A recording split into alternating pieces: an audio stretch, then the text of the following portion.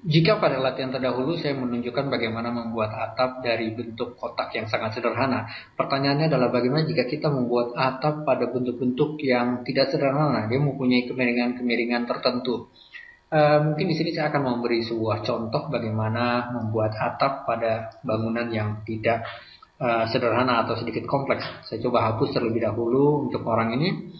Kemudian saya akan membuat bangunan mungkin tanpa skala saja agar lebih cepat. Saya gunakan L untuk line tools. Di sini klik drag sesuai dengan green axis, kemudian drag sesuai dengan red axis. Kemudian di sini saya akan membuat kemiringan tertentu. Saya tekan spacebar terlebih dahulu. Saya gunakan di sini protector tool. Protector ini adalah untuk menentukan kemiringan sudut. Klik sekali, klik di sini lalu putar. Saya ambil misalkan 135 derajat, enter.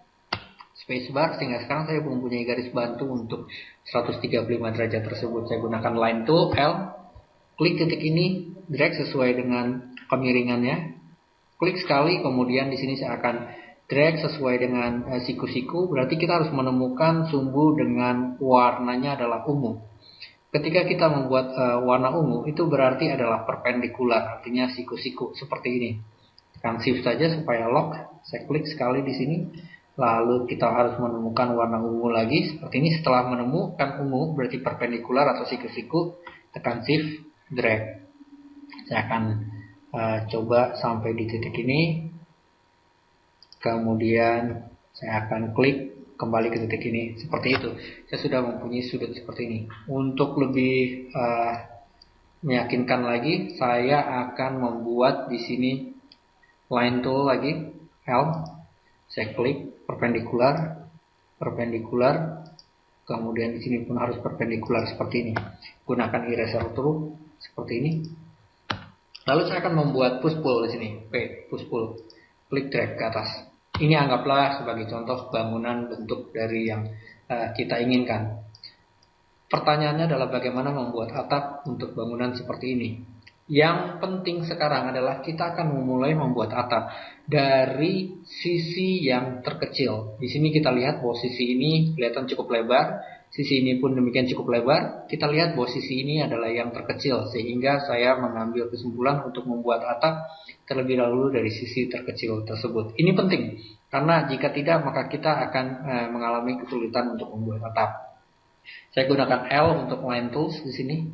Saya klik di pas tepat di midpointnya, titik ke atas sampai snap sumbu yang biru. Klik sekali, spacebar, line tool. Saya membuat di sini sesuai dengan ini. Mungkin saya buat lebarnya segini. Ke atas sedikit. Kemudian tarik ke atas. Sekarang saya sudah mempunyai objek bidang seperti ini. Seperti halnya follow me tool, maka saya akan mengklik bidang ini terlebih dahulu. Bidang atas ini yang akan menjadi acuan untuk follow me tool kita. Saya klik bidang ini, gunakan follow me tool. Klik sekarang bidang yang akan kita putar atau kita buat roofnya tersebut. Klik.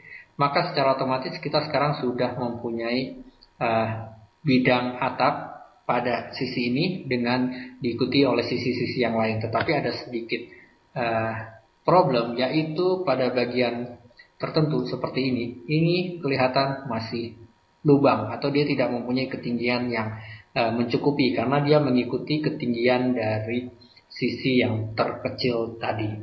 Untuk itu akan kita revisi. Saya gunakan L untuk line tool. Kita tutup terlebih dahulu bidang tersebut. Saya klik sekali di sini untuk menutup bidang ini. Sekarang saya coba membuat lagi. Kita perhatikan sekali lagi bagaimana kita membuat dari sisi yang terkecil. Sekali lagi kita harus lihat bahwa ini dibandingkan dengan ini mana yang lebih kecil, sehingga kelihatannya adalah bahwa bidang ini lebih kecil atau sisi ini lebih kecil. Saya akan gunakan line tool di sini, L. Sekali lagi saya akan gunakan midpointnya di sini, klik, tarik ke atas sesuai sumbu biru, tekan shift supaya kita lock terhadap sumbu biru tersebut. Kemudian kita akan menentukan ketinggiannya sesuai dengan kemiringan atap. Untuk itu saya pindahkan di sini. Klik pada kemiringan atap yang akan jadikan referensi. Saya klik sekali di situ, maka dia sekarang sudah tepat kemiringannya. Kemudian saya klik sekali di sini. Sekarang saya sudah mempunyai bidang ini.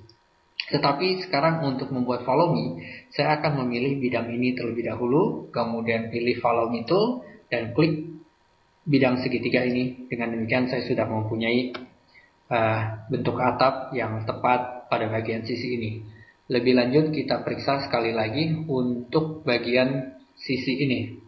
Dia masih kurang ketinggiannya karena ini mempunyai sudut yang lebih besar dibandingkan dengan sisi-sisi yang lain. Untuk itu sama seperti tadi, gunakan line tools L untuk menutup bidang ini. Saya klik sekali, maka sekarang bidang ini telah tertutup. Berikutnya adalah kita akan membuat kemiringannya untuk atap tersebut.